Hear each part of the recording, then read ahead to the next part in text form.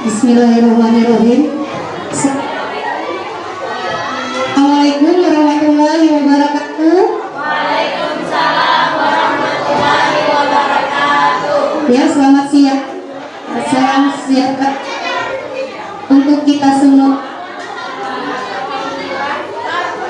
Alhamdulillah, puji syukur kita panjatkan kehadirat Allah Subhanahu wa taala karena pada hari ini kami diberikan kesempatan dan Bapak Ibu sekalian juga diberikan kesempatan oleh Allah Subhanahu wa taala berkumpul di ruangan ini dalam rangka sosialisasi tentang budaya positif sebagai tugas saya dan juga Ibu Yeni Ruliawati dalam rangka pemenuhan tugas calon guru penggerak angkatan 5. Tak lupa juga salawat dan salam kita haturkan kepada junjungan kita Nabi Muhammad SAW. Semoga kita mendapat syafaat hingga akhir hayat kita nanti di akhirat.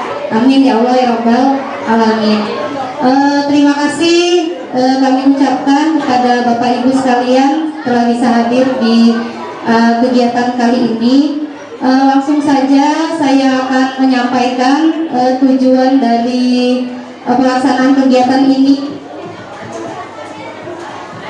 Sebelumnya ya Bapak Ibu, kalau saya sudah kenal semua ya Bapak Ibu. Saya Lisa Yulita SPD, rekan Bapak Ibu di sini, dan rekan saya Ibu Yeni Ruliawati yang insya Allah juga nanti akan menyampaikan sesi selanjutnya tentang budaya positif.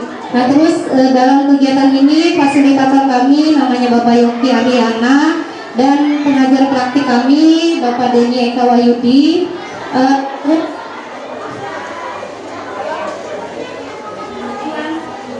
Tujuan kegiatan itu CGP dapat menyampaikan pembelajaran dari penerapan konsep inti dari modul 1.4 yaitu tentang budaya positif. Ya, jadi bisa memahami konsep inti dalam budaya modul positif. Salah satunya itu mengimbaskan atau menerapkan kepada warga dan stakeholder yang ada di sekolah kami masing-masing. Ya, jadi apa saja sih yang ada pada budaya positif itu? Jadi ada beberapa hal nanti yang akan kami jelaskan tentang budaya positif, yaitu ada 6 aspek Bapak Ibu yang berhubungan dengan budaya positif, yaitu yang pertama disiplin positif dan nilai-nilai kebajikan. Yang kedua itu teori motivasi, hukum, penghargaan dan restitusi. Yang ketiga yaitu kebutuhan dasar manusia. Yang keempat yaitu restitusi, 5 posisi kontrol kita sebagai guru. Terus keyakinan kelas dan selanjutnya restitusi atau segitiga restitusi. Apa saja sih itu? Mungkin dari sebagian kata-kata atau kalimat di atas Bapak Ibu sudah bisa sudah pernah mendengar ya, sudah memahami. Mungkin ada istilah-istilah baru yang baru Bapak Ibu dengar atau Bapak Ibu lihat di depan ya Bapak Ibu. Jadi saya langsung saja menjelaskan mungkin disiplin positif. Mengapa disiplin positif? Karena untuk menciptakan budaya positif, terutama disiplin positif dulu yang harus diterapkan dalam lingkungan sekolah kita, baik itu kepada siswa maupun kepada seluruh warga yang ada di sekolah kita. Nah, disiplin positif itu apa sih? Menurut pakar psikiater dan pendidikan Bapak William Glasser, beliau menjelaskan tentang kontrol teori atau teori kontrol. Ya, di situ beliau menjelaskan tentang ilusi atau pendapat yang sebenarnya itu salah gitu ya dari kita sebagian pendidik.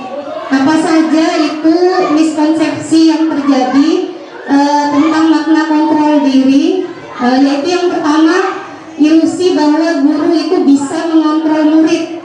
Selama ini kita beranggapan kita bisa mengontrol murid kita ya tidak. Yang mengontrol itu adalah diri mereka sendiri. Nah, kenapa mereka patuh atau nurut dengan kita? Itu ada unsur yang namanya keterpaksaan. Jadi kalau untuk mengontrol dirinya, tetap yang mengambil keputusan adalah diri siswa itu sendiri. Jadi kita sebagai guru tidak bisa sebenarnya mengontrol diri murid atau siswa kita. Jadi itu hanya sebatas ilusi atau miskonsepsi saja. Terus selanjutnya yang kedua, ilusi bahwa semua penguatan positif, efektif dan bermanfaat. Maksudnya apa? Penghargaan atau reward itu biasa kita menganggap bisa meningkatkan motivasi anak ya Bapak Ibu. Misalnya nih, kita memberikan hadiah pada saat dia memiliki prestasi atau juara kelas gitu.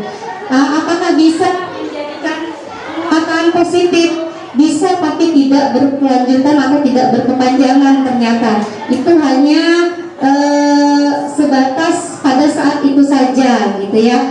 Jadi tidak berkepanjangan atau tidak berkelanjutan dan tidak pada dasarnya nanti tidak akan menjadikan suatu kebiasaan seperti itu. Nah, yang ketiga itu ilusi bahwa kritik dan membuat orang merasa bersalah dapat menguatkan karakter. Nah, ini juga nih yang sering kita sebagai pendidik lakukan, memberikan hukuman gitu ya. Terus memberikan membuat merasa bersalah ya. Pada saat anak melakukan salah, kita mengungkapkan kata-kata misalnya, kamu sih nak ya salah ini dan sebagainya. Ternyata itu tidak bisa juga membentuk karakter positif untuk anak, karena itu juga tidak berkepanjangan. Anak berubah hanya pada saat itu saja. Nah, padahal yang kita harapkan adalah itu menjadi budaya. Pada saat menjadi budaya berarti itu sudah dilakukan dari kesadaran diri murid kita, dan itu insya Allah akan berkelanjutan selamanya, bukan hanya di sekolah tapi di lingkungan luar juga, bahkan sampai dia dewasa nanti. Nah, itu sebenarnya yang kita harapkan ya Bapak Ibu, disiplin positif atau budaya positif yang kita harapkan di sekolah kita. Nah, ya, itu ilusi bahwa orang dewasa memiliki hak untuk mereka atau murid-murid kita. Ternyata juga termasuk miskonsepsi ya.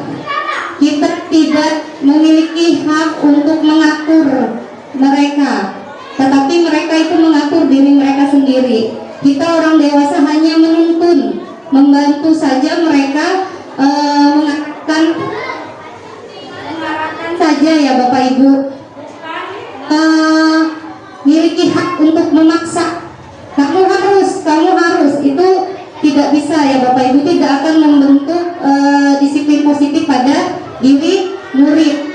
Jadi tetap harus pada kesadaran diri murid sehingga kontrol diri itu bisa terbentuk gitu ya. Jadi tujuan dari budaya positif yang ada di sekolah itu salah satunya adalah siswa bisa melakukan disiplin positif dengan kesadaran dirinya sendiri. Nah, itu insya Allah akan berkelanjutan hingga mereka nanti bukan hanya di sekolah, saya juga di luar sekolah, bahkan sampai mereka nanti dewasa.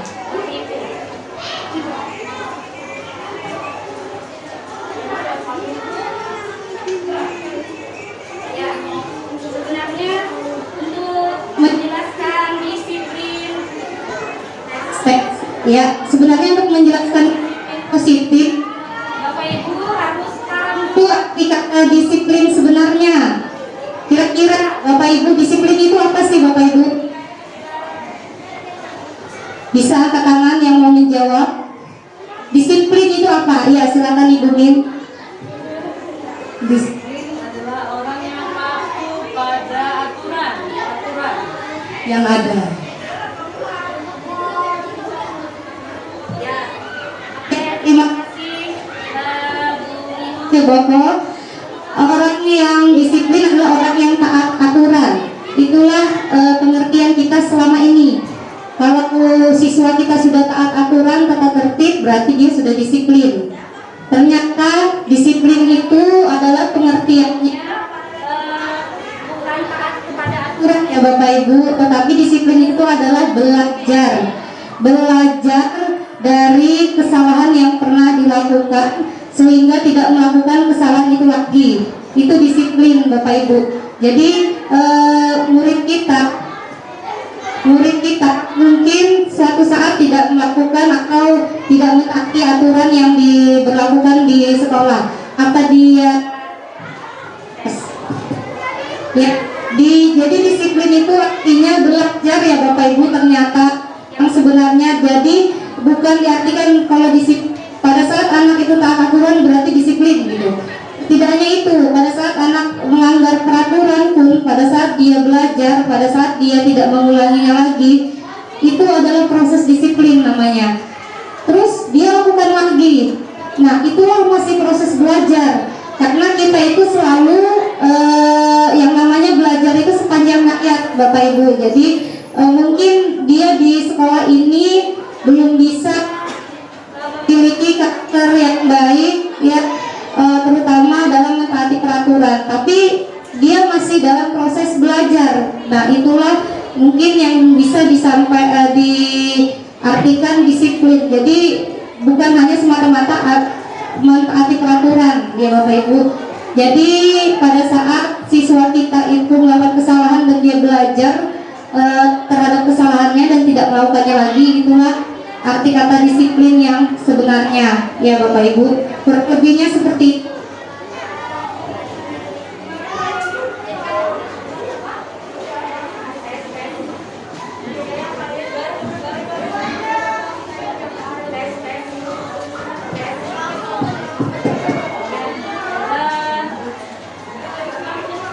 Tes. Ini dari tadi yang dikhawatirkan ya. Jadi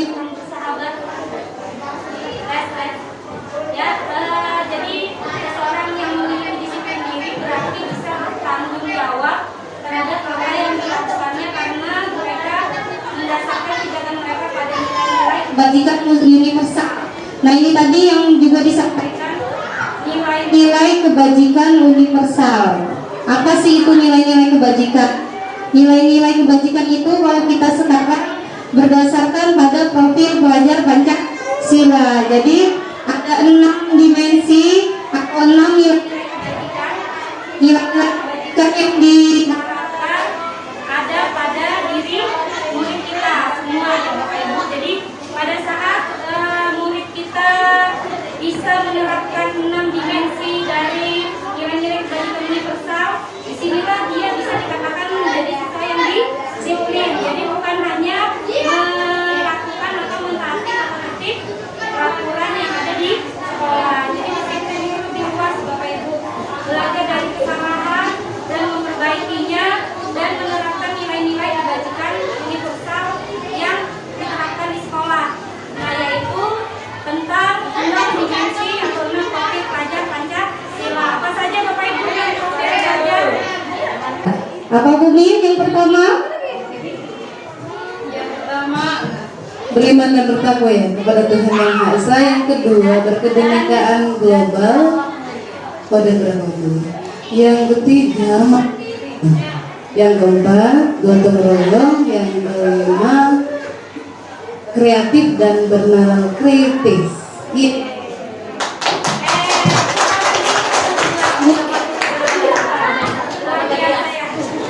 Alhamdulillah guru SMP 3 sudah paham 6 dimensi yang insya Allah kita ingin tanamkan pada siswa kita semua ya Bapak Ibu. Nah, inilah nilai-nilai kebajikan yang kita harapkan ada pada diri siswa kita. Kalau mereka sudah menjalankan ini dengan kesadaran dirinya masing-masing, itulah yang dikatakan disiplin. Nanti ini saya kasih contoh. Ini tes. Nah, ada salah satu ilustrasi tentang disiplin. Ya Bapak Ibu. Tes. Menguji kesabaran. Tes iya. Ada Ilustrasi lihat ya Bapak Ibu. dibaca di depan, ilustrasi tentang seorang pendidik. Misal nih, saat Anda hadir di suatu pelatihan, motivasi apa yang mendasari tindakan Anda? Yang pertama, apa Anda hadir karena tidak ingin ditegur oleh pihak panitia dan mendapatkan surat teguran? Artinya tidak ingin mendapatkan hukuman gitu ya. Ini motivasi yang pertama. Terus motivasi yang kedua, Anda ingin dilihat dan dipuji oleh lingkungan Anda untuk mendapat penghargaan sebagai kepala sekolah berprestasi. Ini kalau kepala sekolah berarti ya, bahasanya kalau Bapak Ibu berarti guru berprestasi gitu ya. Dalam arti ingin mendapatkan penghargaan. Kalau yang pertama tadi kan takut mendapatkan hukuman. Yang kedua ingin mendapatkan penghargaan.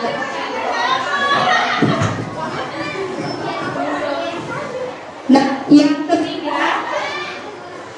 ketiga, Anda ingin menjadi pembelajar sepanjang hayat, menjadi orang yang berusaha dan bertanggung jawab, menghargai diri Anda sendiri sebagai teladan bagi murid-murid Anda, guru-guru, serta karena saya tindakan sebagai kalau di sini pemimpin pembelajaran maksudnya kepala sekolah, jadi kita guru ya. Sebagai guru akan jadi panutan oleh lingkungan di sekitar kita, khususnya di sekolah. Jadi pada dasarnya di sini poin ketiga adalah menghargai nilai-nilai kebajikan diri sendiri. Nah, dari ketiga motivasi ini Bapak Ibu bisa melihat motivasi mana yang terkadang Bapak Ibu rasakan atau Bapak Ibu alami. Yang ketiga, alhamdulillah berarti motivasinya Bapak Ibu di sini sudah termasuk orang yang disiplin positif ya, bahasanya itu Bapak Ibu melakukan sesuatu dengan kesadaran Diri ya. Begitu juga murid kita Bapak Ibu. Jadi Ini murid kita juga seperti ini gitu ya. Ia belajar di kelas. Motivasinya apa? Apa karena takut dihukum? apakah karena ingin Mendapatkan penghargaan? ataukah karena memang dia ingin Ingin belajar sepanjang hayat ya, dengan penghargaan nilai-nilai kebajikan yang ada di sekolah kita. seperti 6 dimensi tadi ya Bapak Ibu. Nah, yang siswa kita itu hadapi Pada saat dia masih melakukan motivasi nomor 1 dan 2, berarti disiplin positif dalam dirinya belum ada. Tapi pada saat yang ketiga, berarti disiplin positif dalam dirinya sudah terbentuk atau sudah ada. Dan ini insya Allah dia akan terapkan sampai dia dewasa. Ya, nah inilah yang ingin kita ubah. Jangan sampai kita siswa kita hadir ke kelas kita hanya karena takut dengan kita. Jangan juga hanya karena nilai, hanya ingin dapat nilai yang baik.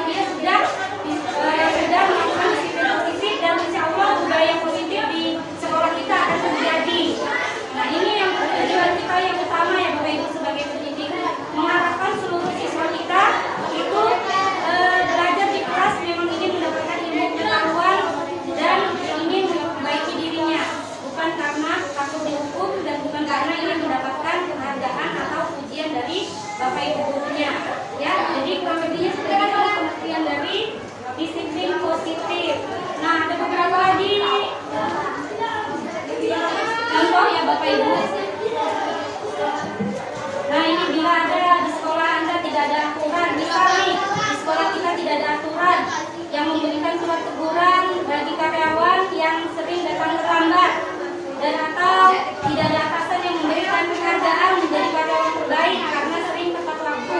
Apakah kira-kira Anda akan tetap datang tepat waktu dan mengajar murid Anda? Ya.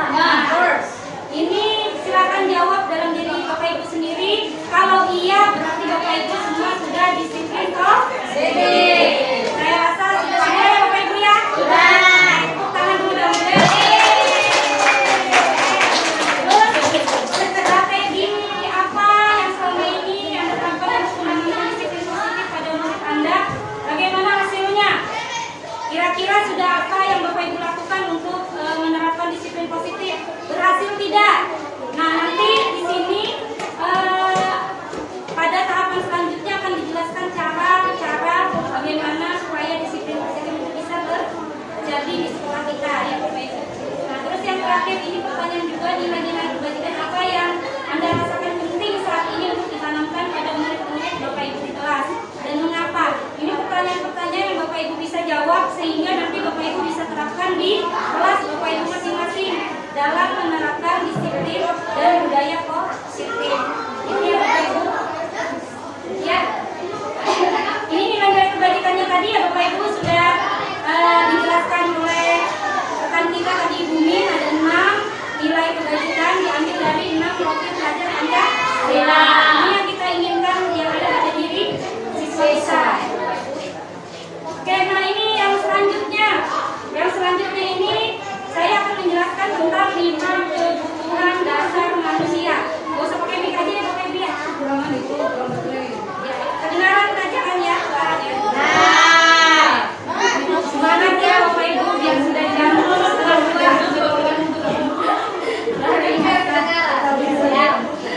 Oke Bapak Ibu, saya juga kurang fokus jadinya tadi karena saya Oke, kebutuhan dasar manusia.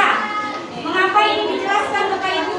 Ternyata pada saat anak kita membuat masalah itu dikarenakan ada kebutuhan dasarnya yang tidak terpenuhi.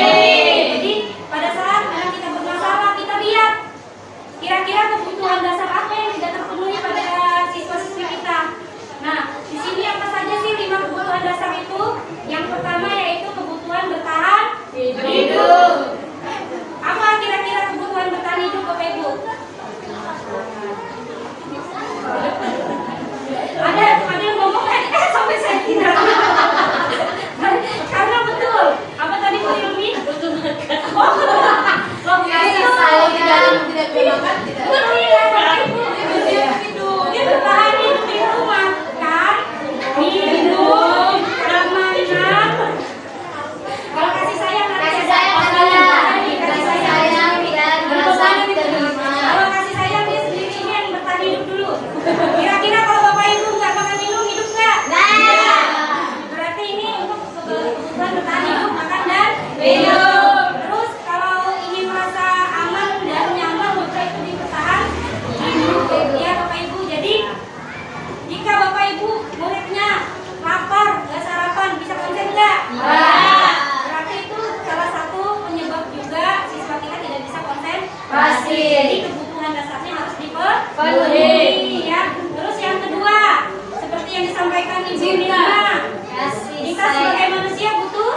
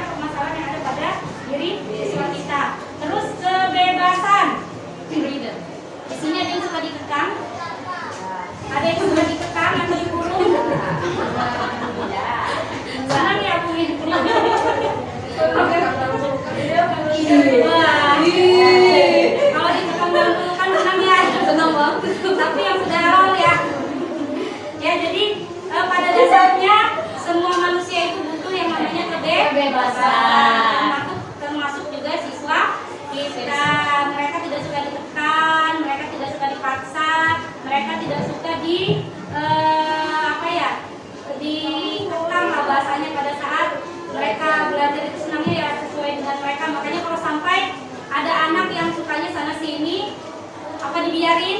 Tidak. Tidak juga ya dibiarin Bapak Ibu, cuman kita memahami kalau dia tipe kinestetik berarti memang dia sukanya jalan sana jalan sini, nggak bisa diam ya. Jadi itulah kita harus betul-betul memahami karakteristik siswa kita agar kita bisa memberikan yang terbaik untuk mereka ya Bapak Ibu. Terus yang selanjutnya itu adalah yang keempat, Kesenangan. ya, kesenangan ya, fun. Jadi semua manusia itu yang namanya hiburan, kesenangan. Ya mungkin semuanya kurang hiburannya Bapak ya. Jadi stres ya. Nah begitu juga sih. Oh ya sudah Bu Yuli aja, udah enggak ya. Begitu juga siswa kita Bapak Ibu, terkadang mereka juga mungkin kurang nih hiburannya di rumah sehingga mereka stres dan terlampiaskan di sekolah. Kita pahami, jadi tidak bisa kita langsung menjudge anak itu anak yang kurang baik gitu ya. Kita lihat dulu apakah ada permasalahan atau kebutuhan dasarnya yang tidak terpenuhi. Terus selanjutnya yang terakhir, penguasaan. Ternyata kita sebagai manusia ini ada yang namanya kebutuhan untuk berpuasa. Bukan berarti berpuasanya mau jadi kepala sekolah gitu ya, enggak ya. Berpuasa di sini penguasaan maksudnya bisa contoh Bapak Ibu di dalam kelas pasti ingin kita dihargai oleh siswa ya karena kita memang ada merasa kita menjadi orang yang lebih berpengaruh di antara murid kita. Nah murid juga punya kebutuhan ini Bapak Ibu, dia juga punya kebutuhan ini. Nah kalau tidak terpenuhi, itulah akhirnya dia bisa menjadi anak yang di sekolah ini anak yang mungkin merasa paling hebat atau yang suka jadi jagoan dan sebagainya. Ya inilah karena dia punya kebutuhan dasarnya ini menjadi penguasa di sekolah. Jadi 5 kebutuhan dasar ini yang jadi penyebab anak melakukan suatu permasalahan sehingga disiplin positif itu tidak bisa terjadi. Nah ini yang harus kita tuntaskan dulu sehingga bisa nanti terjadi yang namanya disiplin positif. Itu ya Bapak Ibu. Ya, sampai di sini ada yang mau ditanyakan dulu tidak? Mengerti. Sudah paham semuanya Bapak Ibu? Paham. Ya, cepat pulang. Paham ya? Oke, Bapak Ibu ini yang selanjutnya. Nah, yang ini Bapak Ibu bisa silakan lihat Bapak Ibu ada pada posisi yang mana selama ini menjadi guru. 5 posisi kontrol kita sebagai guru. Yang pertama yaitu sebagai penghukum. Yang kedua sebagai pembuat merasa bersalah. Yang ketiga itu kita sebagai teman. Yang keempat kita sebagai pemantau. Yang kelima kita sebagai manajer. Nah, jika disiplin positif ingin terlaksana di sekolah atau budaya positif akan terlaksana di sekolah, guru semua harus memiliki posisi manajer. Jadi manajer bukan hanya kepala sekolah ya Bapak Ibu, kita juga harus jadi manajer. Ya, apa saja sih ini? Nanti akan saya tampilkan video langsung contoh dari bahasa yang harus kita lakukan ya Bapak Ibu. Nah kalau penghukum ini biasanya kita sebagai guru suka memberi hukuman, makanya kalau siswa kita salah berdiri kamu di depan atau memberikan sanksi apapun gitu ya sesuai dengan kesalahannya. Maaf, kalau penghukum ini tidak sesuai dengan kesalahannya, tidak relevan ya. Misalnya dia terlambat tapi disuruh lari, nggak relevan ya. Terus misalnya dia tidak mengerjakan PR tapi disuruh berdiri di depan, relevan tidak?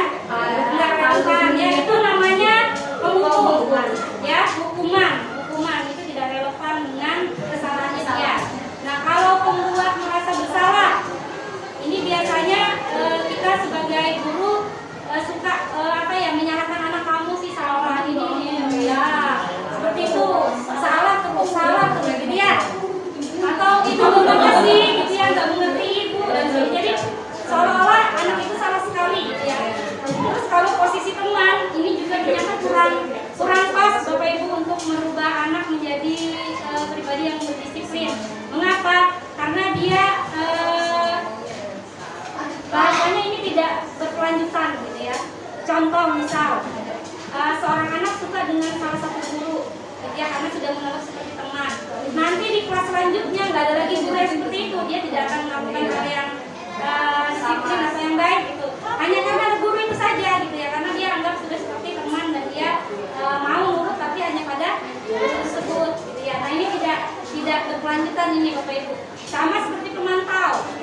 Pemantau ini bukan hanya melihatin saja, Bu Ibu ya. Pemantau ini misal bahasanya gini, kamu tahu nggak sih peraturan di sini? Nah itu pemantau. Coba kamu perhatikan lagi tata tertib kita. Nah itu kita hanya sebagai pemantau, tapi tidak ini juga tidak berkelanjutan baik disiplinnya. Nah yang terakhir inilah yang kita insya Allah akan terjadi disiplin positif asal satu rumusnya sabar. Karena kalau tidak sabar tidak akan terlaksana dan harus kerjasama seluruh warga sekolah ya Bapak Ibu, tapi setidaknya dimulai dari diri kita dulu. Apa sih itu? Saya putarkan video ya Bapak Ibu. Ya.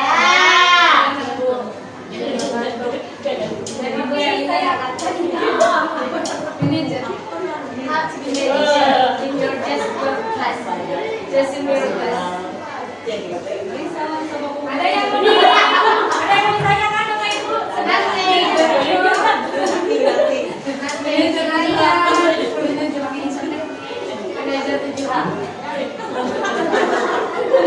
Beda ada gajinya.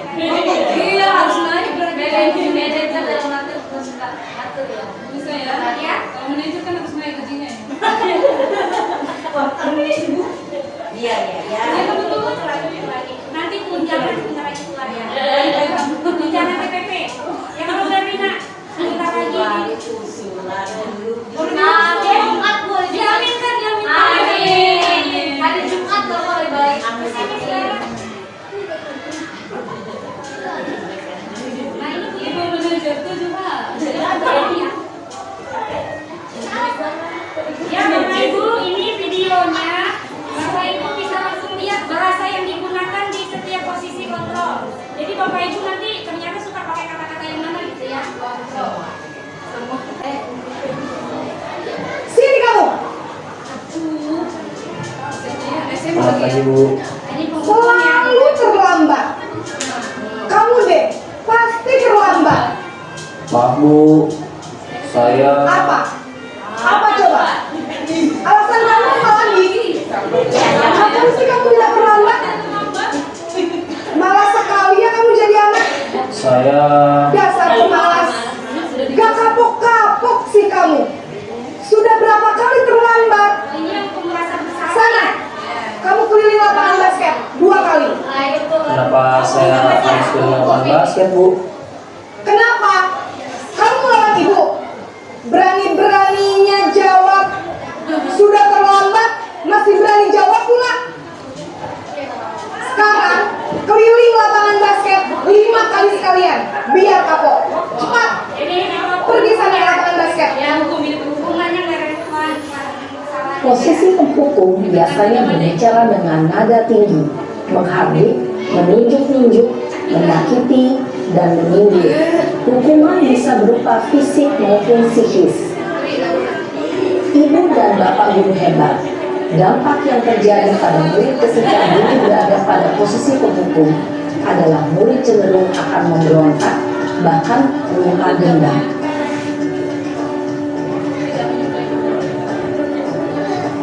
Nah ini membuat merasa bersalah Bapak Ibu karena kita gini nggak ada.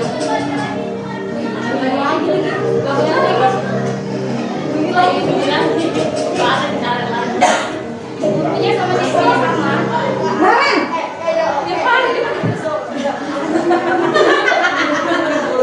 Selamat pagi Bu. Naren.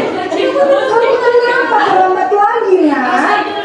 Ya Tuhan, Naren. Kamu senang ya bikin ibu susah ya? Kalau kamu terlambat lagi, nanti ibu yang ditegur bapak kepala sekolah, nak. Disangka ibu tidak bisa membina kamu. Duh, gimana ini? Maaf Bu, Duh, Gusti Naren. Kamu suka ya kalau ibu ditegur bapak kepala sekolah? Terus, sekarang ibu harus tulis apa yang di buku absen? Ini kamu sudah sering terlambat loh. Ibu harus apa coba? maaf Bu, maaf sekali. Ya sudah, lain kali jangan bikin ibu susah lagi ya nak ya. Ibu tidak akan kuat lagi kalau kamu begini terus. Bisa jantungan kalau ibu ditegur bapak kepala sekolah. Sana cepat kelas. Maaf ya Bu, maaf sekali. sebelumnya ditegur kepala sekolah dan izinnya Posisi pembuat rasa bersalah berbicara dengan nada tenang, cenderung lembut. Namun kata-kata yang diutarakan membuat murid merasa menjadi orang yang gagal, memandang buruk dirinya sendiri, merasa tidak berharga, dan tidak sanggup membahagiakan orang lain. Ketika guru mengambil posisi pembuat rasa bersalah, murid akan menganggap dirinya yang bersalah dan ia akan menyimpan emosi negatif tersebut di dalam dirinya.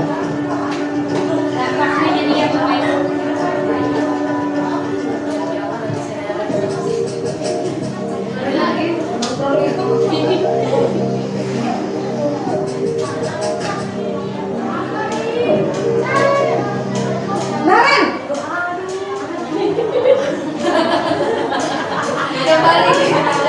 Ibu. wah, sudah jam berapa ini, Nak? Terlambat lagi ya saya. Iya Bu, habis ibu saya lupa bangunkan saya Bu.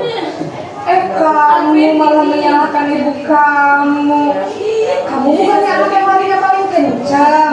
Kok terlambat sih? Iya Bu, saya memang terlambat bangun tadi. Jadi biarpun saya lari kencang, tetap gak kejar Bu. Ya sudah sana. Nanti lain kali larinya lebih kencang lagi ya. Biar gak terlambat lagi. Bikin senang ibu. Demi ibu. Bisa kan? Bisa lah Bu. Ya sudah sana ke sekolah. Beresin urusan absen kamu. Kamu ini ada-ada saja. Demi ibu ya gitu. Dalam posisi teman, guru berbicara dengan nada suara ramah, akrab, cenderung bersinggah gurau untuk menjaga suasana tetap santai. Murid akan merasa senang, aman, dan akrab dengan guru. Identitas yang tercipta adalah identitas sukses atau berhasil. Namun, perlu diingat, karena ini masih dorongan eksternal, maka ada faktor ketergantungan dari murid kepada orang tertentu. Di sini guru absennya, sehingga di lain waktu murid bisa berperilaku baik, namun hanya kepada orang-orang tertentu saja. Tadi kalau ada guru disukai, berarti yang nggak ada yang diterima.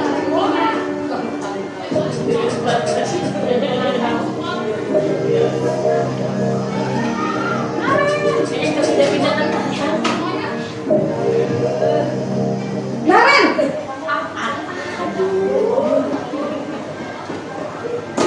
Selamat pagi Bu. Naren, apa peraturan sekolah kita tentang jam berapa kita harus masuk sekolah, Nak? Kita harus di sekolah jam 7 Bu. Iya betul, sekarang sudah jam 7.20. Naren sudah tahu konsekuensinya jika terlambat hadir. Paham Bu. Saya harus tinggal kelas pas jam istirahat selama 20 menit. Iya benar, konsekuensinya demikian. Jadi nanti jam 9.30 pas istirahat, kamu harus tinggal di kelas, kerjakan tugas tambahan untuk ketertinggalan kamu, ya? Baik Bu. Ya, konsekuensi relevan dengan kesalahan. Posisi pemantau mengandalkan penghitungan atau data untuk mengontrol murid. Guru mengarahkan murid berdasarkan peraturan dan konsekuensi. Seorang pemantau menunjukkan bahasa tubuh dan ekspresi wajah yang datar dan cenderung formal.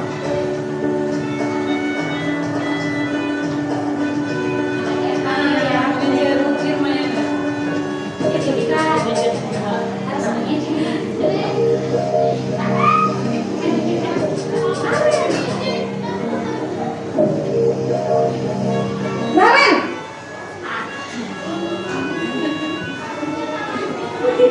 Selamat pagi Bu. Selamat pagi, Naren. Maaf Bu, saya terlambat. Iya, sekolah masuknya jam 7, sekarang sudah jam 7.20. Jadi sekarang bagaimana ini, Naren? Maaf Bu, saya lupa setel alarm saya semalam. Baiklah, menurut kamu, keyakinan sekolah yang mana yang perlu kamu tingkatkan? Menghargai diri sendiri dan orang lain mungkin ya Bu. Setuju. Jadi, apakah Naren meyakini prinsip saling menghormati tersebut? Iya Bu, saya meyakininya. Apakah Naren bersedia memperbaiki masalah keterlambatan ini? Bersedia Bu. Bagaimana kamu akan perbaiki masalah keterlambatan ini? Saya akan coba untuk tidak lupa menyetel alarm saya, Bu. Baik, kalau kalian lupa menyetel alarm di rumah, ada orang yang kira-kira bisa bantu mengingatkan tidak? Ada, Bu. Kakak saya, Kak Emma. Ada lagi selain Kak Emma? Selain Kak Emma, ada ibu saya. Baik, jadi yang mengingatkan Naren adalah Kak Emma dan ibu kamu ya. Kira-kira akan mulai start alarm kapan nih Naren? Setelah pulang sekolah, akan segera saya lakukan. Baik, jadi Naren akan setel alarm untuk bangun besok pagi dan akan diingatkan oleh kakak dan ibunda Naren ya. Ada lagi yang mungkin perlu dilakukan Naren agar tidak terlambat bangun lagi? Tidak ada, Bu. Baik Naren, terima kasih untuk kerjasama kamu. Sekarang kamu perlu kembali ke kelas untuk belajar. Baik, Bu. Terima kasih. Jadi keputusan dari Posisi manajer adalah posisi kontrol yang disarankan untuk membimbing murid memiliki sikap disiplin yang positif, yaitu murid yang mandiri, bertanggung jawab, dan dapat memecahkan masalah. Tujuan dari posisi ini adalah agar murid dapat berefleksi atas tindakannya. Guru akan terus memberikan pertanyaan-pertanyaan bermakna, sehingga membuat murid dapat belajar dari kesalahannya dan mencari sebuah solusi untuk menyelesaikannya. Ibu dan Bapak guru hebat, setelah mengamati agenda 5 posisi kontrol tadi, kira-kira posisi mana yang paling ideal? Posisi mana yang dapat menunjang motivasi intrinsik murid? Ya, tentu posisi manajer. Posisi ini memang posisi ideal yang ingin dituju setiap pendidik.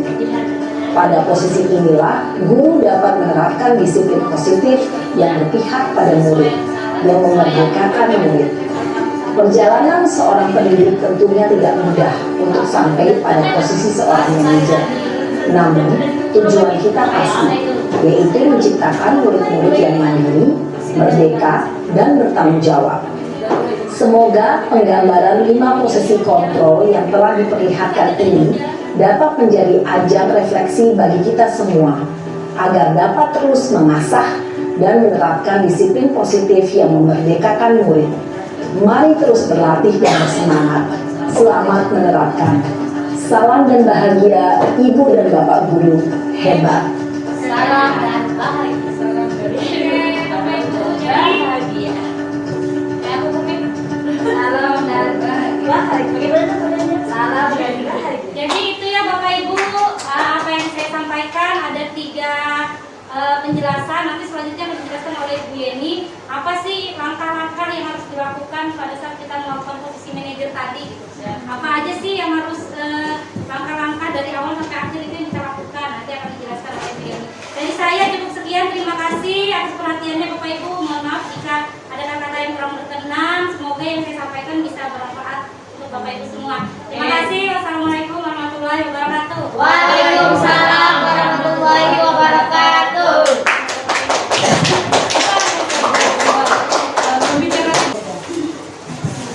Assalamualaikum warahmatullahi wabarakatuh. Waalaikumsalam warahmatullahi wabarakatuh. Terima kasih Bapak Ibu. Saya akan melanjutkan penyampaian dari Bu Lisa Yulisa tentang budaya positif. Nah, untuk kesempatan ini saya akan menyampaikan tentang restitusi dan keyakinan kelas. Apa itu restitusi? Jadi restitusi itu adalah proses menciptakan kondisi bagi murid untuk memperbaiki kesalahan mereka sehingga mereka bisa kembali pada kelompok mereka dengan karakter yang lebih kuat. Kemudian restitusi juga merupakan proses kolaborasi yang mengajarkan murid untuk mencari solusi untuk masalah mereka dan membantu murid berpikir tentang orang seperti apa yang mereka inginkan dan bagaimana mereka harus memperlakukan orang lain. Ya, jadi dalam restitusi itu nanti kita akan berkolaborasi dengan murid. Jadi guru memang perannya sebagai penuntun, tapi guru tetap juga memberi kesempatan kepada murid untuk memberikan mereka kesempatan untuk berpikir, menentukan solusi terhadap masalah yang mereka hadapi atau kesalahan yang telah mereka perbuat. ada 9 ciri-ciri restitusi. Yang pertama, bukan untuk menebus kesalahan, namun untuk belajar dari kesalahannya. Selama ini mungkin saya sendiri ya terutama pernah melakukan menginginkan murid itu menebus kesalahannya kalau dia melakukan kesalahannya. Berupa apa caranya menebus kesalahan? Itu biasanya kita pernah memberikan hukuman, kemudian juga pernah memberikan mereka konsekuensi. Nah, pada restitusi kita mengarahkan mereka untuk mencari apa jalan keluar atau solusi yang harus mereka lakukan jika mereka melakukan kesalahan. Yang kedua,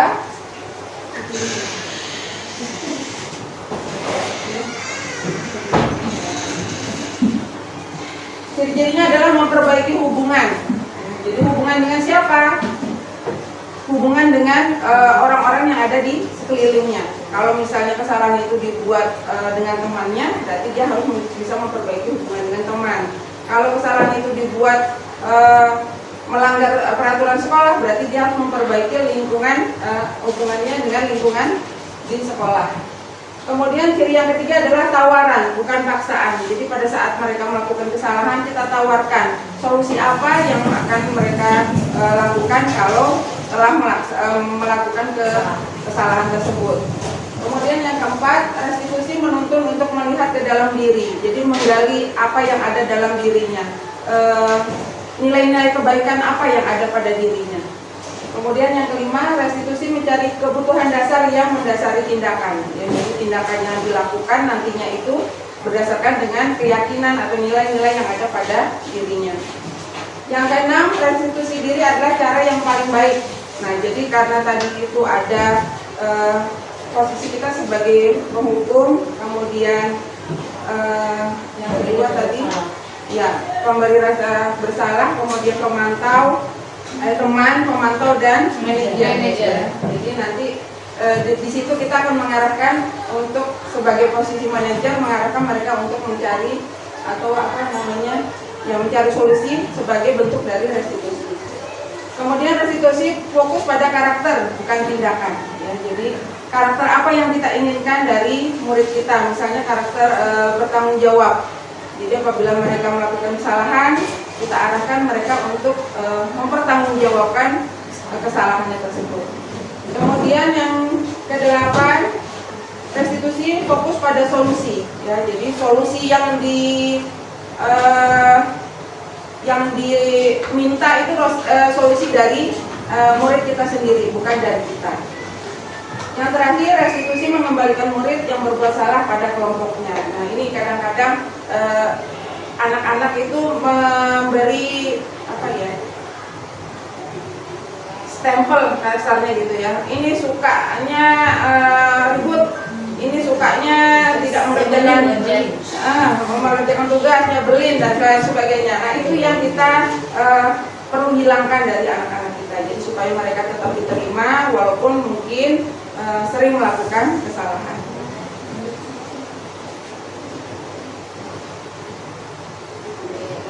Yang kedua adalah keyakinan kelas. Mungkin ada pertanyaan ya, setelah kita melihat keyakinan kelas, kenapa sih kok keyakinan tidak peraturan saja? Nah, sebelum menjawab itu kita lihat dulu.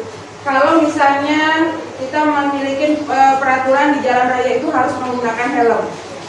Pasti pertanyaannya kenapa sih kok harus pakai helm? Jawabannya apa? Supaya aman dari melindungi diri ya. Jadi itu nilai-nilainya kenapa harus menggunakan helm adalah untuk menjaga diri kita supaya pada saat kita mengalami kecelakaan kita masih aman. Yang kedua, bukan takut polisi deh. ya, harus bilang bukan takut polisi sebenarnya. Ini takut polisi. Takut dirazia. Kemudian yang kedua, pertanyaannya mengapa sih kita memiliki peraturan 3M, menggunakan masker, mencuci tangan, dan menjaga jarak 1,5 meter, apalagi pada saat pandemi kemarin.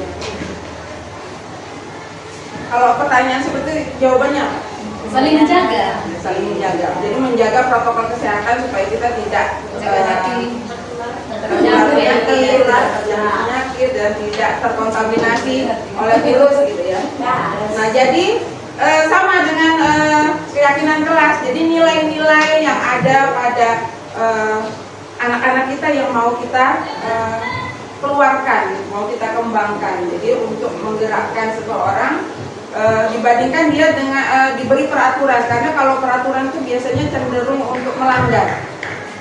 Ya, ada kecenderungan untuk melanggar. Tapi kalau keyakinan dia itu menyadari, oh iya, yang saya inginkan tuh ini sebenarnya. Jadi keinginan mereka sebenarnya bukan kita ya. Nanti cocoknya di kelas itu bukan peraturan kelas gitu ya? Keyakinan kelas. Nah nanti dari keyakinan itu kalau kita buatkan diagram akan mengarah ke kesepakatan kelas. Jadi kesepakatan kelas yang dibuat oleh murid-murid dan gurunya. Jadi bukan kita nanti harus begini ya nak, misalnya kamu tidak boleh buang sampah, kalau buang sampah sembarangan denda 5.000 misalnya. Nah itu aturan yang kita buat, bukan keyakinan yang mereka yang mereka yakini.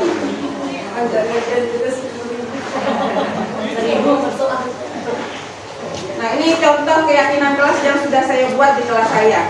Ya, jadi bersama anak-anak keyakinan kelas kami itu adalah yang pertama menghormati guru, kemudian menjaga ketertiban kelas, kemudian disiplin waktu, mengerjakan tugas dengan struktur, kemudian menjaga keindahan dan kebersihan lingkungan kelas, dan berpakaian rapi sesuai ketentuan.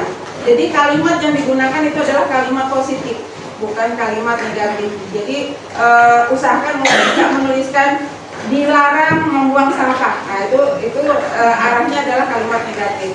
Atau tidak boleh. Jadi usahakan untuk, karena kalau tidak boleh itu nanti kadang alam bawah sadar itu menolak. Kenapa sih nggak boleh buang sampah, suka-suka saya kan gitu. Tapi kalau kalimatnya positif, menghormati guru itu nanti secara tidak langsung itu alam bawah sadarnya akan mengajak mereka, oh ya guru harus dihormati, guru adalah orang tua kita. Jadi tanpa disuruh itu nanti keluar sendiri. Kemudian menjaga ketertiban kelas. Jadi itu nanti kalau kita meneruskannya menjadi kesepakatan, jadi murid kita atau anak-anak itu nanti menyadari bahwa kami ini sebagai murid harus bisa menjaga ketertiban kelas kita sendiri. Kemudian disiplin waktu. Nah, di situ saya menuliskan kami dan guru dan murid. Jadi kita sama-sama. Jadi bukan hanya murid saja yang dituntut disiplin, tapi gurunya juga. Contohnya gimana? Pada saat bel, usahakan kita tidak mengulur-ulur waktu, sebisa mungkin masuk tepat waktu. Sama dengan siswa gitu. Kalau terlambat kan kita tanya, kenapa terlambat? Anak-anak tuh biasanya tanya. Contoh saya itu ya, kalau lambat masuk kan anak-anak tanya, Bu kenapa kok lambat datangnya? Bu, ibu tadi kemana kok dicari tidak ada? Gitu. Nah, jadi supaya itu tidak timbul, kita membiasakan diri juga untuk disiplin waktu. Kemudian mengerjakan tugas dengan sungguh-sungguh. Jadi kita mengharapkan murid kita mengerjakan tugas-tugas yang kita berikan. Jadi di situ di kesepakatan kelasnya nanti kami. Jadi kami itu berarti mereka sudah punya keyakinan bahwa itu tugas yang harus dikerjakan. Kemudian menjaga keindahan dan kebersihan kelas. Di situ juga saya menuliskannya kami. Jadi guru dan murid. Jadi sama-sama menjaga, bukan hanya muridnya saja, tapi kita sama-sama. Jadi saya kadang mencontohkan anak-anak, misalnya ada sampah, saya nggak nyuruh, nah itu tolong diambil. Jadi saya yang ngambil, tapi saya sambil mengucapkan, nah ini sampah, nanti biasakan kalau ada sampah di sini diambil. Jadi saya ambil, buang ke tempatnya. Jadi nanti pada saat di lain hari anak sudah tahu, oh kalau di situ nggak boleh ada sampah. Jadi dibersihkan tanpa harus disuruh. Kemudian berpakaian rapi sesuai ketentuan. Saya juga menuliskannya kami, jadi guru dan murid. Jadi bukan hanya murid saja yang kita tuntut rapi, kita juga. Karena kita ini ibaratnya artis di depan kelas itu.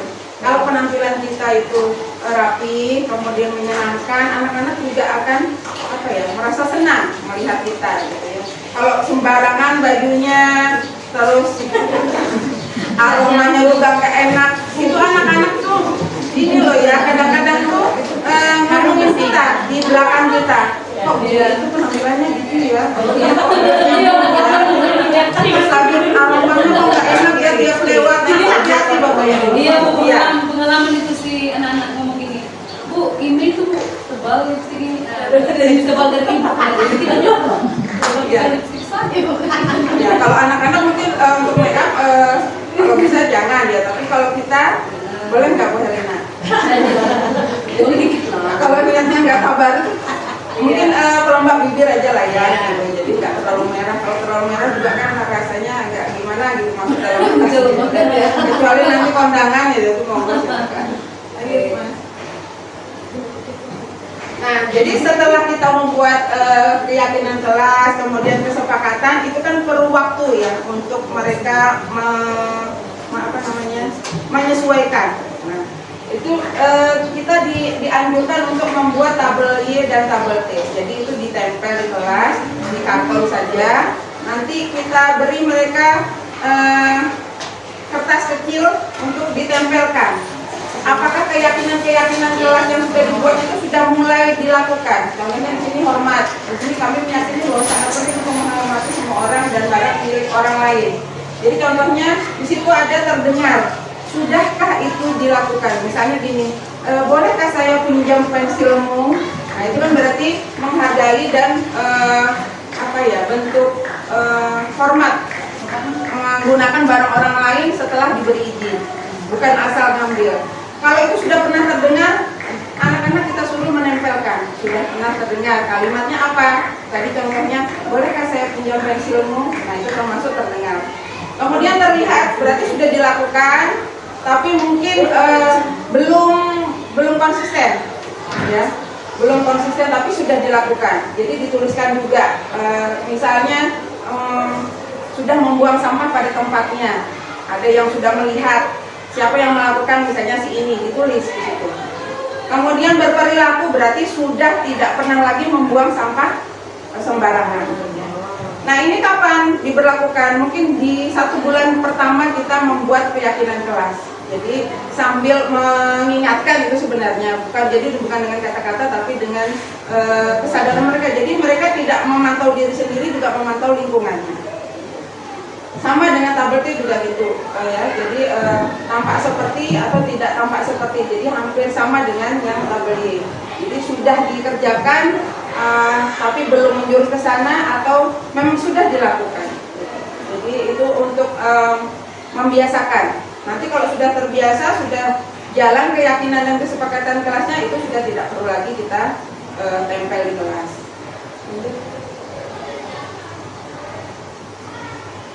Nah, apa sih perbedaannya peraturan dan keyakinan? Nah, jadi ada bedanya ya. Jadi kalau peraturan itu contohnya selalu kembalikan buku ke tempatnya. Jadi ada kalimat perintah di situ. Kemudian kalau keyakinan berarti sudah ada tanggung jawab, tanpa ada kata-kata disuruh, diperintah, mereka sudah tahu bahwa kalau mengambil sesuatu akan dikembalikan lagi ke tempatnya. Kemudian dilarang mengganggu orang lain, itu peraturan. Nah ini yang sering kita buat di kelas ya Bapak Ibu, itu peraturan kelas, dilarang mengganggu orang lain, tidak boleh ini gitu ya. Padahal di situ keyakinan yang mau kita tuntut apa? Menghormati orang lain. Jadi kita tulis saja maunya kita dan anak-anak itu, kita itu harus menghormati orang lain.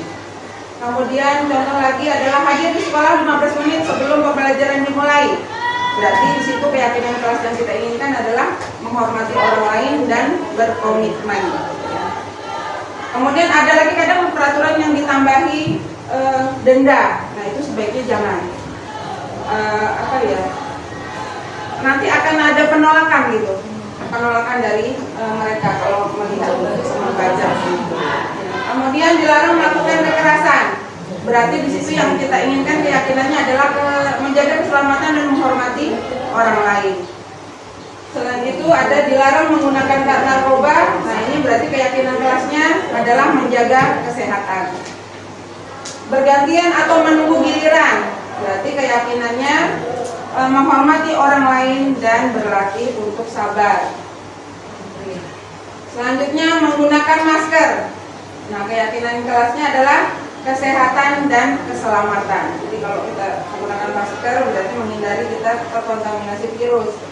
Kemudian yang terakhir jangan berlari di kelas atau koridor. Jadi keyakinannya adalah menjaga keamanan. Ini hanya contoh, nanti apa-apa saja keyakinan kelasnya tergantung dari guru dan muridnya itu yang mau menyepakati apa yang memang mau dimunculkan di kelasnya. Lanjut.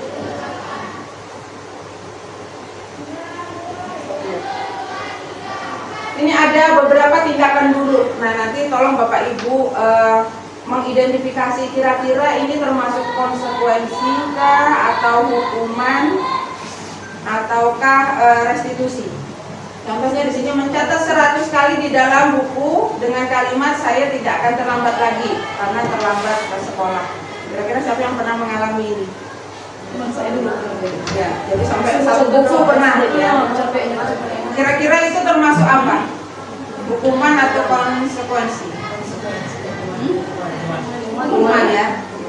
Jadi kalau hukuman itu lebih cenderung ada Tidak relevan. ya tidak relevan, kemudian ada yang merasa tersakiti gitu. Kemudian ada yang kedua, lari mengelilingi lapangan basket 2 kali karena terlambat hadir di sekolah. Hukuman atau konsekuensi? Hukuman ya, karena nggak ada hubungannya lari dengan terlambat hadir, kecuali memang di jam pelajaran PJOK atau olahraga. Kemudian murid diminta untuk push up 15 kali karena tidak menggunakan masker ke sekolah. Hukuman ya. Kemudian menggantikan kertas tugas teman yang telah dicoret-coret. Konsekuensi. Membersihkan tumpahan air di meja tulis karena tersenggol saat belajar. Konsekuensi. Karena itu harus bertanggung jawab. Murid disuruh untuk tidak menggunakan sepatu seharian di sekolah karena tidak menggunakan sepatu hitam. Konsekuensi atau hukuman? Jadi dia nyeker seharian karena sepatunya beda warna. Hukuman ya. Kemudian yang terakhir, lari mengelilingi lapangan basket 2 kali karena terlambat 10 menit untuk pelajaran PJOK. Mana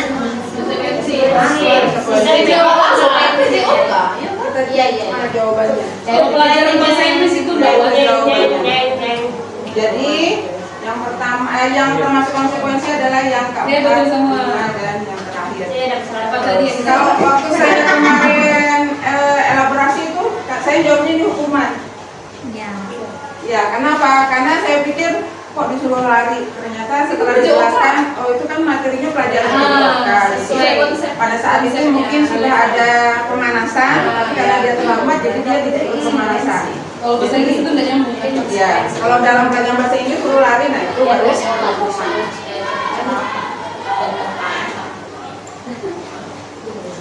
Nah ini hukuman dan konsekuensi. Jadi kalau hukuman itu cenderung merasa murid kita itu merasa tersakiti, ya. Jadi ada itu bahkan sampai diingat dia tua, hukuman yang pernah dialami waktu dia sekolah. Saya itu pernah waktu SD kelas 6 ditanya oleh guru saya, letak kerajaan Sriwijaya di mana? Itu satu kelas gak ada yang bisa jawab. Jadi tangannya disuruh taruh di meja, gurunya mukuli pakai rotan satu-satu. Sampai sekarang saya masih ingat. Nah itu bentuk hukuman ya, kalau bisa sekarang jangan kita lakukan. Kalau bisa kenangannya yang baik-baik saja. Kemudian membuat anak sakit fisik maupun hati untuk jangka waktu lama. Itu contohnya tadi saya yang mengalami dipukul tangannya dengan rotan. Ya, jadi kalau konsekuensi itu membuat anak tidak nyaman, tapi dalam waktu sementara waktu, ya tidak berlangsung panjang. Kemudian cenderung untuk hukuman itu anak membenci kedisiplinan, malah ada kecenderungan untuk melanggar terus, ya, tidak mematuhi bahkan. Tapi kalau konsekuensi, anak ada penghargaan terhadap disiplin. Selanjutnya, mendorong anak menyakiti dirinya sendiri. Jadi kadang bahkan mereka rela dihukum, karena mungkin sudah keseringan dihukum, ya udah Pak, dihukum aja. Mereka minta gitu. Kalau yang konsekuensi, anak akan mudah menyesuaikan diri. Jadi dia lebih mudah menyesuaikan diri. Kemudian hukuman itu konsep diri yang buruk. Sebaliknya kalau konsekuensi itu konsep diri yang baik. Selanjutnya anak belajar untuk menyembunyikan kesalahan. Jadi mereka berbohong, ya. Walaupun kita sudah tahu, mereka berusaha untuk menyembunyikan kesalahan itu. Tapi kalau konsekuensi, mereka akan belajar mematuhi. Nah terakhir untuk hukuman, anak cenderung merasa marah, rasa bersalah, dipermalukan, dan merasa tidak dihargai. Apalagi kalau hukuman itu membuat mereka tidak nyaman gitu ya. Misalnya dijemur di lapangan dari pagi sampai siang. Nah itu kan tiap temannya lewat mungkin dilihat sama temannya, mereka akan merasa malu. Tapi kalau konsekuensi mungkin ada rasa kehilangan hak, dibuat tidak nyaman, diasingkan, tapi hanya untuk sementara. Setelah itu dilewati, dia akan bisa kembali lagi seperti awal. Lanjut. Nah ini kalau kita membandingkan hukuman, konsekuensi, dan restitusi, nanti Bapak Ibu bisa memilih kira-kira mana yang jadi pilihan. Ya. Yang jelas kalau hukuman itu adalah identitas gagal, tapi kalau konsekuensi dan restitusi dimasukkan dalam identitas sukses. Contohnya di sini sesuatu yang menyakitkan harus terjadi, ya. Itu hukuman. Jadi mau tidak mau, pokoknya kamu harus melakukan ini, menjalankan ini, karena itu hukuman buat kamu karena melakukan kesalahan misalnya itu. Tapi kalau konsekuensi, dia sudah tahu kalau melanggar ini, konsekuensinya ini. Ya. Tapi kalau restitusi, dia akan diberikan pilihan. Kalau melakukan kesalahan seperti ini, solusinya apa? Jadi untuk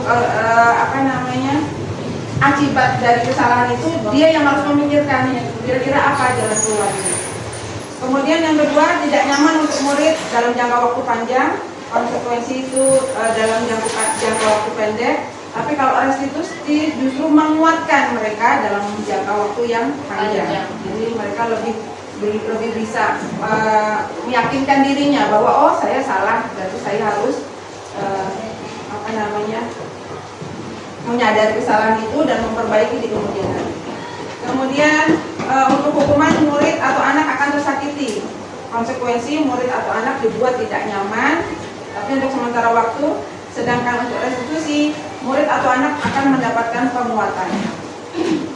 Kemudian untuk hukuman, perilaku pasif cenderung ke agresif lebih meningkat biasanya. Jadi mungkin yang sudah dapat kategori nakal itu bukan malah hilang nakalnya, malah nambah. Kalau konsekuensi, mereka akan mendapat penguatan. Jadi tapi dalam waktu yang singkat, nanti mungkin diulang lagi. Tapi kalau restitusi, masalahnya terpecahkan. Tapi untuk sementara saya sudah melakukan itu, memang itu tadi kata Bu Lisa, kita harus sabar. Jadi tidak dalam waktu cepat kita bisa merubah anak, mengajak anak untuk bisa meyakinkan dirinya bahwa kalian itu punya nilai-nilai positif, tapi memang butuh kesabaran. Jadi perlu waktu. Kemudian sistem tidak akan berjalan bila murid tidak takut. Ya, jadi tapi cenderung anak-anak malah justru tidak takut. Sudah tahu itu nggak boleh, kadang-kadang malah dilakukan. Kemudian untuk konsekuensi itu memerlukan monitoring, jadi harus disupervisi terus, didampingi terus, jadi dipantau terus. Sedangkan kalau restitusi, jadi murid akan belajar bertanggung jawab untuk perilakunya. Jadi bukan takut karena nanti dapat hukuman, tapi dia akan menyadari kalau saya salah, berarti saya harus memperbaikinya. Kemudian berlaku hanya pada sebuah institusi, tidak berlanjut pada kehidupan nyata, itu hukuman. Jadi kalau di sekolah saja, di luar sekolah dia udah lupa dengan tata tertib itu. Kalau konsekuensi itu membantu penerapannya dan dilakukan di masyarakat. Kalau restitusi itu akan berjalan terus, ya, akan berjalan terus dimanapun dia berada. Selanjutnya peraturannya adalah kamu harus, kamu wajib, kamu tidak boleh. Nah itu biasanya kalau untuk hukuman. Tapi kalau konsekuensi, apa peraturannya? Kemudian mampukah kamu melakukannya? Kita tanyakan. Kemudian kalau restitusi, kita kembalikan kepada keyakinan kelas yang sudah dibuat. Apa yang kamu yakini, kemudian apa yang bisa kamu lakukan untuk memperbaiki masalahnya. Itu setiap dia melakukan kesalahan. Jadi kita yang menanyakan kepada mereka. Kemudian yang terakhir, murid anak membenci peraturan, jadinya dia tidak suka. Jadi contoh ada anak yang pernah bertanya kepada saya, kenapa sih Bu kita harus potongnya pendek? Apa sih hubungannya belajar dengan rambut pendek? Nah itu pernah ditanyakan kepada saya. Apa jawabannya Bapak Ibu kalau kita ditanya begitu? Karena mereka meyakini nggak ada hubungannya rambut pendek dengan belajar. Jadi jawaban saya waktu itu, ini untuk melatih kamu supaya disiplin, supaya melatih mentaati peraturan. Itu jawaban saya waktu itu. Jadi tapi nanti diimbangi juga dengan guyonan supaya hemat sampo, supaya tidak ada kutu, supaya ganteng gitu. Jadi untuk meyakinkan dirinya bahwa itu bukan sesuatu yang jelek kok gitu. Jadi mereka bisa menerima itu. Kemudian kalau konsekuensi, jadi anak menghormati peraturan, sedangkan restitusi anak akan menghormati dirinya dan orang lain. Jadi dia akan mengutamakan dirinya juga mengutamakan orang lain. Jadi bukan memikirkan itu ada hanya karena ada aturan. Nah ini segitiga restitusi. Jadi penerapannya restitusi tadi dikenal dengan segitiga restitusi. Ada tahapan dalam segitiga restitusi. Yang pertama, tahapan pertama itu adalah menstabilkan identitas.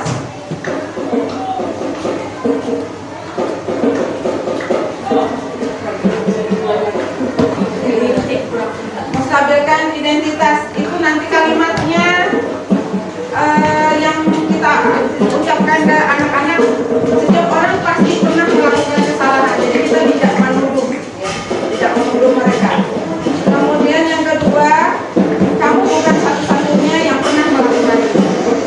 Kalau saya ibu pun pernah salah, bukan kamu saja yang pernah melakukan kesalahan, ibu juga pernah. Nah itu jadi mereka merasa oh iya, saya salah. Jadi bukan saya ini yang selalu salah, orang lain juga pernah salah. Kemudian yang kedua, sebelum menanyakan keyakinan itu kita menstabilkan keadaan, menstabilkan kondisi atau keadaan. Kalimatnya bisa kita ucapkan, kamu tentu punya alasan mengapa melakukan itu. Jadi kita tanyakan kenapa dia melakukan itu, alasannya apa. Mereka nanti akan mengucapkan, mengatakan apa. Kemudian kalimat yang lain bisa diucapkan, adakah cara yang lebih efektif untuk mendapatkan apa yang kamu butuhkan? Ya. Yang terakhir adalah menanyakan keyakinan. Jadi ini restitusi di tahapan terakhir. Kalimat yang bisa kita ucapkan adalah nilai-nilai apa yang telah kita sepakati. Kita kembalikan lagi ke keyakinan atau kesepakatan kelas yang sudah dibuat bersama-sama. Kemudian bisa juga dengan menanyakan, kamu ingin menjadi orang yang seperti apa? Anak tidak akan mengatakan dirinya menjadi orang yang tidak berguna, pasti dia ingin orang yang sesuai dengan cita-cita. Saya punya contoh untuk segitiga restitusi yang pernah saya lakukan, ya.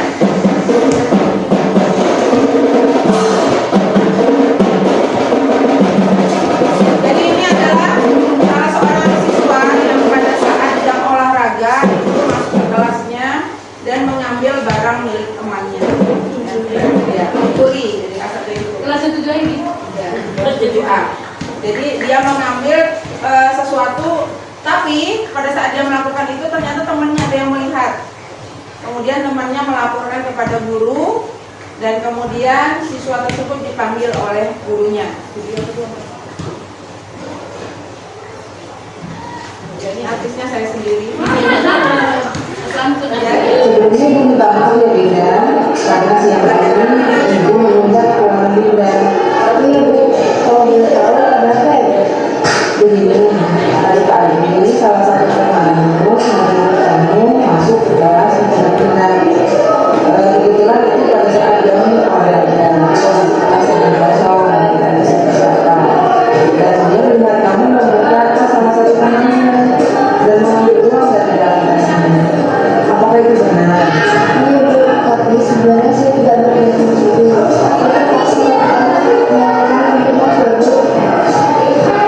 Iya Dinda, ibu tahu Dinda sebenarnya baik. Sebenarnya tidak ada manusia yang sempurna. Semua orang pasti pernah melakukan kesalahan. Iya Dinda, itu makanya Dinda dibantu di sini berjalan bersama untuk mencari solusi yang baik. Dinda pasti punya alasan untuk melakukan yang semua. Boleh ibu tahu apa alasan dari Dinda? Iya Bu, saya tidak tahu membaca di kantin saya tidak punya uang. Oh Dinda, iya Dinda, lapar itu memang suatu kebutuhan. Tapi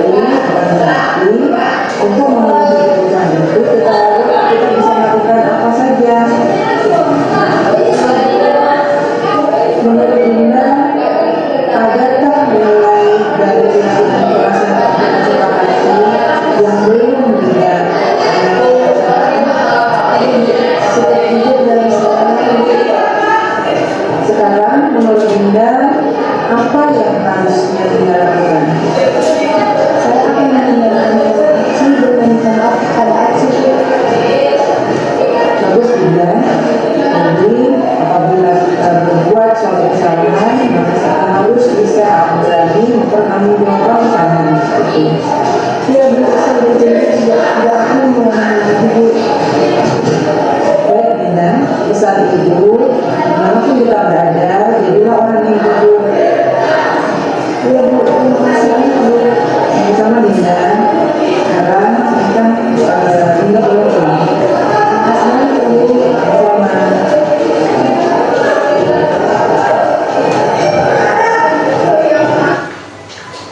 Contoh dari segitiga diskusi yang pernah saya lakukan, walaupun itu sebenarnya tugas.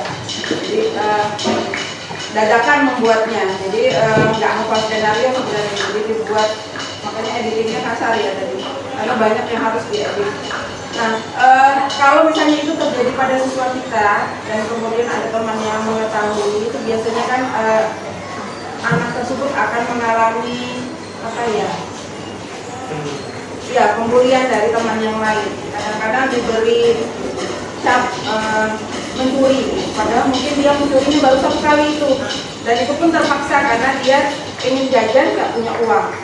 Jadi tugas kita adalah mengembalikan anak tersebut ke lingkungannya, ke teman-temannya, supaya temannya bisa menerima dia apa adanya, kembali seperti semula sebelum ada peristiwa itu.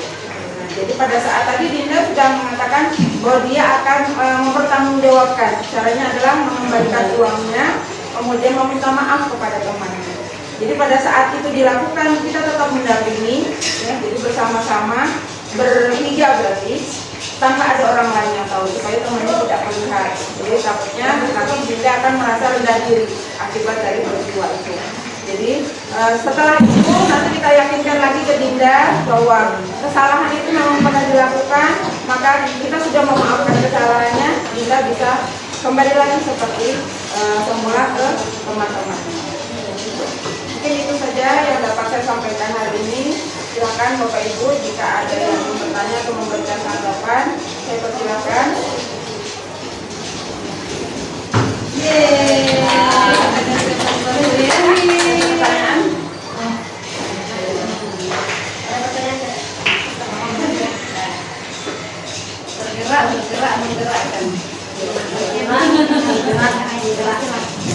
Pertanyaan? Menggerakkan. Dari saya mungkin itu dulu. Maaf jika dalam penyampaian ada kekurangan. Saya ucapkan terima kasih. Bila kita Assalamualaikum warahmatullahi wabarakatuh.